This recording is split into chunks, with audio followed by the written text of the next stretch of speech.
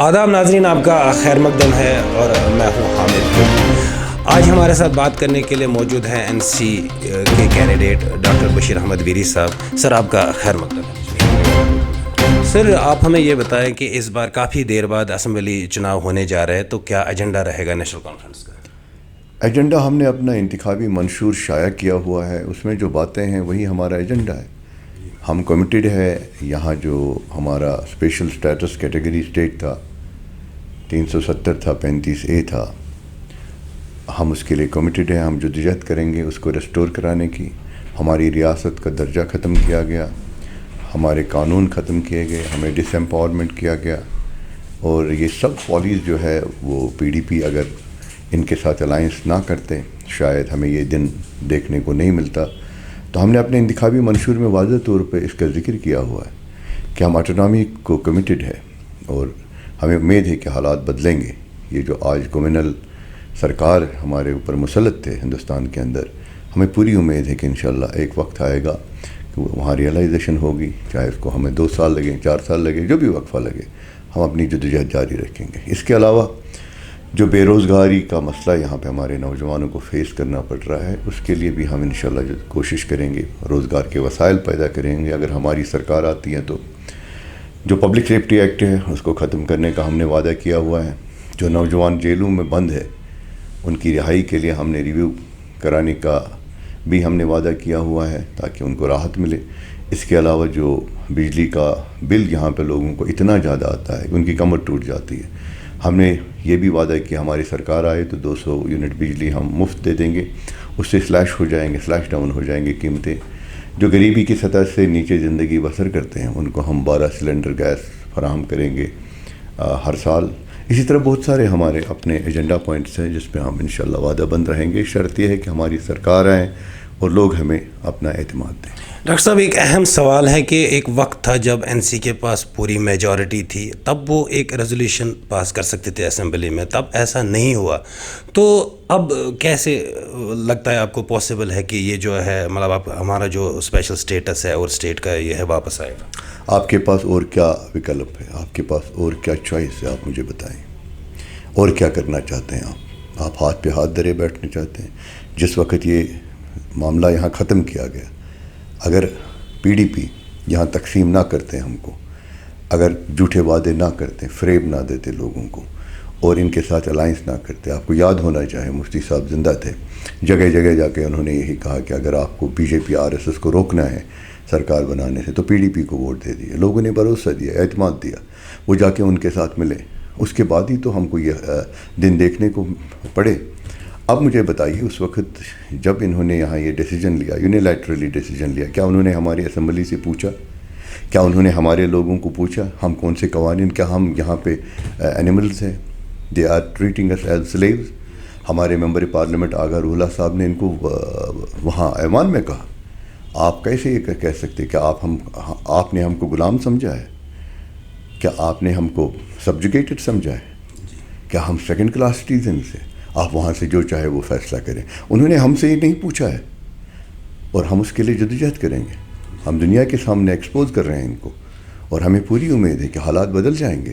ان کو 70 سال لگے اپنے ایجنڈا میں رکھ کے ان چیزوں کو ختم کرنے کا۔ اور دوسری بات، سب سے اہم بات جو میں آپ کو کہنا چاہتا ہوں، آپ کے ذریعے لوگوں کو کہنا چاہتا ہوں، چاہے یہاں پہ یا ہندوستان بھر میں، ہمیں یہ جو آئین میں یہ جو اسپیشل سٹیٹس ملا تھا، یہ کسی چائنا نے نہیں دیا تھا، امریکہ نے نہیں دیا تھا، آئین ہند میں تھا۔ جو فاؤنڈرز تھے اس آئین کے کانسٹیٹیوشن آف انڈیا جنہوں نے بنایا تھا، انہوں نے فیل کیا تھا کہ اس وقت 2 قومی نظریہ پہ سب کانٹیننٹ ڈیوائیڈ ہوا، اور یہ مسلم میجورٹی اسٹیٹ تھی، ہونا تو کچھ اور چاہیے تھا۔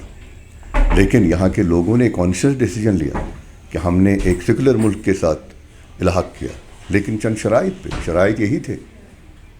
تو اس لیے یہ باتیں جو آپ کہہ رہے ہیں نا کہ یہ ہوا تو وہ ہوا، اس کا کوئی مطلب نہیں ہے۔ سپریم کورٹ میں انہوں نے آپ مجھے دوسرا سوال پوچھے، سپریم کورٹ نے ڈیسیجن لیا، ہاں ٹھیک ہے ڈیسیجن لیا۔ اس سے پہلے 2 بار سپریم کورٹ نے ڈیسیجن دیا that article 370 has acquired permanent status in the constitution of India. انہوں نے وہ نظر انداز کیا سپریم کورٹ نے۔ کیا ہوا؟ ایک ڈیسیجن انہوں نے ہمارے خلاف دیا۔ ہمیں ہمت نہیں ہارنی چاہیے۔ کل حالات جب ٹھیک ہوں گے وہ ریئلائز کریں گے، اس وقت کی جوڈیشری وہ بھی کہیں گے نہیں یہ غلط ہوا ہے۔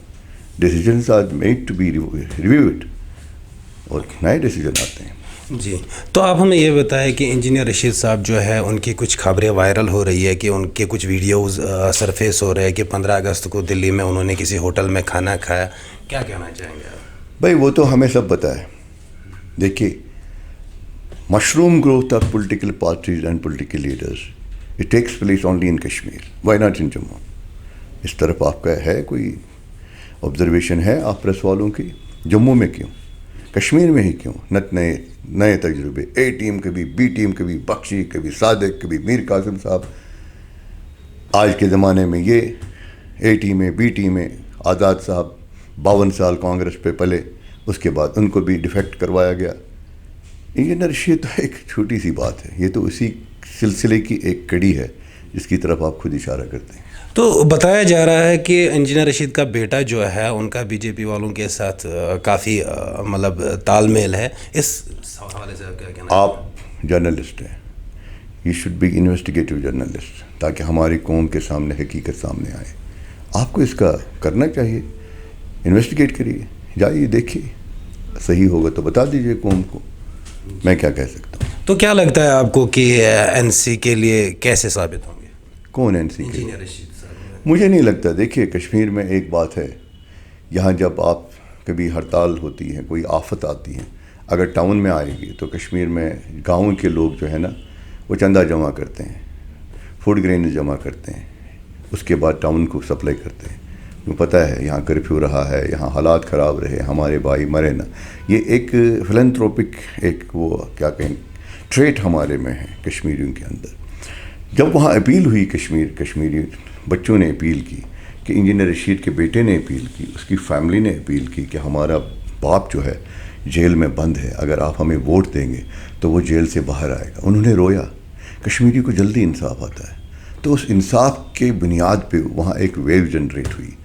अब आज देखें, कल उनके जलसे जुलूस रंगेट में हुए, आप देखें कितने लोग थे वहाँ उनके साथ। वो एक फिनोमिनन था, कश्मीरियों ने भरोसा किया, हर हमेशा साथ दिया। यहाँ सीआरपी के लोगों ने जातियाँ की पिछले दौर में, लेकिन अगर उनकी बस को कहीं पे एक्सीडेंट हुआ या फोर्सेस की बस को एक्सीडेंट हुआ, जबकि लोगों को ग्रज था उनके खिलाफ, एक्सीडेंट में लोग ज़ख्मी हुए तो लोगों ने खून दिया, लोगों ने उनको उठाया। आपको याद होना चाहिए 94-95 में जब अमरनाथ यात्रा थी, यहाँ बाढ़ आई और वहाँ बारिश और बर्फ़ से कई सारे जानें तलफ हुई। आपको याद होना चाहिए कश्मीरियों ने उनके लिए घर खोले, घरों में जगह दी उनको, 10-10 दिन रखा घर में, जबकि वहाँ हमारे ख़िलाफ़ पूरे मुल्क में जहर उगला जाता था कि कश्मीरी हिंदुओं को मारते हैं, ये करते हैं। वो सब हिंदू थे। तो कश्मीरी बेसिकली हम लोग जो है, हम इंसाफ पसंद हैं, हम बेसिक जो कंपैशन है, ह्यूमनिज़म जिसको हम कहेंगे, ह्यूमैनिटेरियन ग्राउंड्स पे हम लोगों को मदद करते हैं। तो वही एक फिनोमिनन डेवलप हुआ नॉर्थ कश्मीर में पार्लियामेंट इलेक्शन में। I don't think it is now prevalent there. तो आपके कहने का मतलब है कि सेंटिमेंट्स की बुनियाद पे वोट डाला गया? हाँ, सेंटिमेंट की बुनियाद पे, बिल्कुल, क्यों नहीं। अब वो सेंटिमेंट ख़त्म है। जी, अब एक आखिरी सवाल है मेरा आपसे कि अब इस बार काफ़ी सारे लोग इलेक्शन में पार्टिसिपेट करने जा रहे हैं, जैसे कि जमात इस्लामी, बाकी इंडिपेंडेंट भी काफ़ी है, तो क्या लगता है आपको कि वोट कितना डिवाइड होगा? जमात इस्लामी क्या पार्टिसिपेट कर रहे हैं? ये तो मैं पहली बार। इंडिपेंडेंटली कर रहे हैं। इंडिपेंडेंट कोई हो, लेकिन आप ये नहीं कह सकते ना जमात इस्लामी पार्टिसिपेट कर रहे हैं। आप उनको क्यों बदनाम करते हो? मुझे नहीं लगता है उन बेचारों ने कभी पार्टिसिपेशन, वो तो बैन है। ये एक मुहावरा है, नैरेटिव्स है, लोगों को कंफ्यूज करने के नैरेटिव्स है। मुझे नहीं लगता we should take this nonsense narrative. जी, तो क्या लगता है आपको, अगर सारे वोट डालेंगे इस बार, काफ़ी इलेक्शन का मतलब जो है, मतलब लोग काफ़ी बढ़ चढ़ के आ रहे हैं, तो हर कोई इस बार इलेक्शन में हिस्सा लेना चाहता है, तो इस हवाले से आपको क्या लगता है कि एनसी को आप कहाँ? देखिए जनाब, मुझे तो डर है, इस बात का डर है कि लोगों की पूरी जो उम्मीदें हैं, तवक्कात है, वो नेशनल कॉन्फ्रेंस के साथ वाबस्ता फिर से हुई हैं। 2014 में और आज में जब मैं विजिबल डिफरेंस देखता हूँ, तब शायद नेशनल कॉन्फ्रेंस को इतना सपोर्ट नहीं था। आज हैरान हूँ मैं, हमारे जो टीनेजर्स हैं, जो अभी वोट, जिनको पहली बार वोट देना है, 20 साल के नौजवान बच्चे हैं जिनको मैं जानता ही नहीं, वो सब नेशनल कॉन्फ्रेंस और सवाल पूछते हैं और कहते हैं कि ये एक पार्टी है जिसके साथ हमारी उम्मीदें वाबस्ता हुई। बस मुझे डर इस बात का है कि अल्लाह हमें कामयाबी दे और उसके बाद अल्लाह हमको ये हिम्मत दे और हौसला दे कि हम इनके तवक्कात पे पूरे उतरें। बस यही एनी मैसेज? बस लोगों से गुजारिश यही है मेरी कि निकलें, वोट डालें, डिवाइड ना हो, तकसीम ना करें। आपने देखा पीडीपी ने हमको तकसीम किया और उसके बाद हमारे दुश्मनों के साथ जा मिले। अल्लाह के वास्ते एक होके वोट दीजिए, नेशनल कॉन्फ्रेंस को जिताइए और एक मौका दीजिए। मैं डॉक्टर बशीर अहमद वीरी आपको वादा करता हूँ अल्लाह के फजल करम से, अगर नेशनल कॉन्फ्रेंस ने इन तवक्कात के खिलाफ कोई कदम उठाया, I will be the first man to rebel. आपका बहुत बहुत शुक्रिया हमारे साथ बात थैंक करने यू। के लिए।